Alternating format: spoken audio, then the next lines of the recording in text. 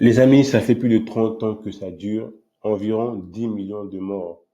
10 millions de morts entre cette guerre qui se passe à l'est du pays, entre le Rwanda et la RDC. En gros, ce n'est même pas une guerre, c'est une agression. Une agression que subit la RDC à l'est du pays maintenant depuis plus de 30 ans.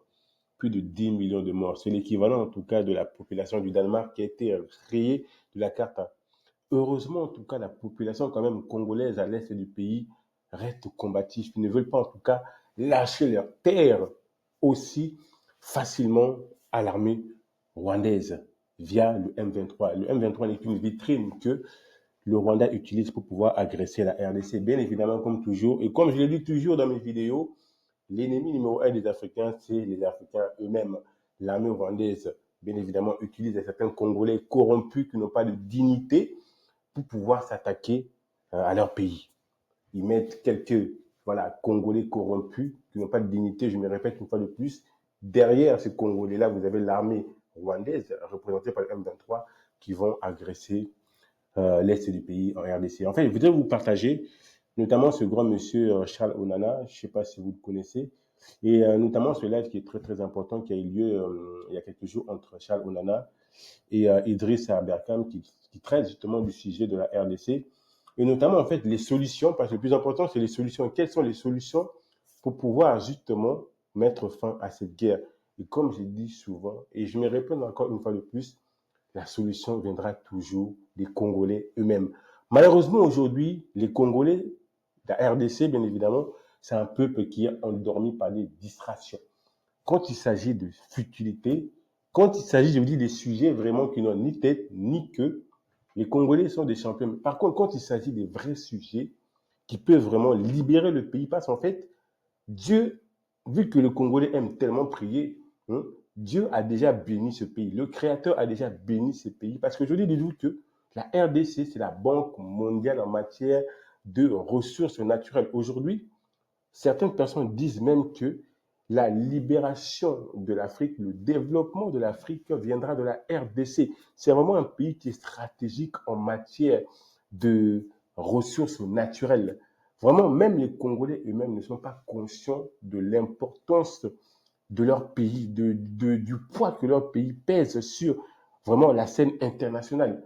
Aujourd'hui, malgré des millions de morts, comme je dis, hein, c'est des sangs de Congolais, c'est vraiment des agressions atroces, des femmes qui sont violées. Quand je parle des viols, c'est avec des instruments, bref, des enfants, c'est des atrocités. Le fait de se taire, de fermer les yeux, hein, face à ces choses qui se passent, fait de toi un complice. Vous savez, notamment en France, c'est ce qu'on appelle en fait l'assistance non à personne en danger. Quand tu vois une personne qui se fait agresser, une personne à qui on fait du mal, le fait de te taire, fait de toi un complice. Et moi aujourd'hui, comme je ne sais pas si je l'ai déjà dit dans mes vidéos, la liberté, c'est un élément qui est très important pour moi. Aujourd'hui, euh, sans ma liberté, il n'y a pas de raison de vivre en fait. Je pense qu'un homme doit avoir certaines dignités, doit avoir certaines limites, doit être capable de donner sa vie, doit être capable de mourir quand il s'agit vraiment des sujets très importants qui peuvent vraiment, comment dire, sauver de vie, des sujets qui peuvent vraiment changer, comment dire, même son pays. Et aujourd'hui, malheureusement, par rapport à ce qui se passe à l'est du pays, les gens, pour leurs propres intérêts, pour un bol de riz, parce qu'ils ont peur qu'on touche à certains intérêts personnels qui leur aient lieu, parce qu'ils ont peur de, de mourir, même pour le bien de leurs enfants et petits-enfants, préfèrent subir. Euh, nos parents et nos grands-parents ont lamentablement échoué sur ce sujet. Ils se sont complètement pliés, accourbés face à ce qui se passe à l'est du pays. Or que c'est des sujets qu'on devait inculquer aux enfants, inculquer aux petits-enfants, jusqu'au point où que ça soit le sujet principal. Mais aujourd'hui, malheureusement, la RDC est distraite et endormie par des futilités de tout genre, des futilités. Et je vous conseille vivement ce live qui a eu lieu il y a quelques jours encore, je ne sais pas si je le dis, entre Charles Onana et Idriss Aberkane, où vraiment ils abordent pas mal de sujets par rapport à ce qui se passe à l'est du pays, notamment les solutions qui peut y avoir lieu. Et comme je l'ai souvent dit, la solution viendra des Congolais eux-mêmes et surtout des personnes qui ont la lumière. Ça peut passer par les artistes, parce que bien évidemment, le Congo est réputé pour sa musique. On peut utiliser cet élément-là que le Créateur nous a donné pour pouvoir justement aider que les choses s'améliorent à l'est du pays. Il y a beaucoup d'éléments, il y a beaucoup de paroisses aujourd'hui. Au lieu d'endormir les gens, on peut utiliser cette vitrine pour pouvoir justement réveiller le peuple qui est endormi, pour pouvoir leur préparer justement à sensibiliser même l'opinion internationale pour les causes de ce qui se passe à l'est du pays. Parce qu'on parle quand même, le Rwanda, c'est à peine 7 millions, c'est entre 7 et 10 millions d'habitants. Ce n'est même pas la population de Kinshasa. Or que le Congo, la RDC, c'est un grand pays. Comment aujourd'hui on peut accepter l'idée qu'un petit pays comme le Rwanda martyrise, agresse aussi facilement un grand pays comme le Congo? Alors que la population du Rwanda, c'est même pas la population de Kinshasa. Je pense qu'il est temps que la RDC se réveille. En tout cas, nous sommes une génération où on ne va pas se laisser faire. Et plus je grandis, comme je dis, plus je deviens de plus en plus dur. Quand quelqu'un essaie de me distraire avec des sujets, des futilités, qui n'apportent pas de vrais changements dans la vie des gens ou des pays, mon ami, il faut que tu aies des capacités intellectuelles élevées pour échanger avec moi. Parce que j'étais une personne, quand tu me parles des sujets dont je voyais qui n'étaient pas intéressants, au contraire, qui allaient contre mes valeurs, ça rentrait là, ça sortait là. Maintenant, c'est plus le cas. C'est-à-dire, je te réprimande violemment.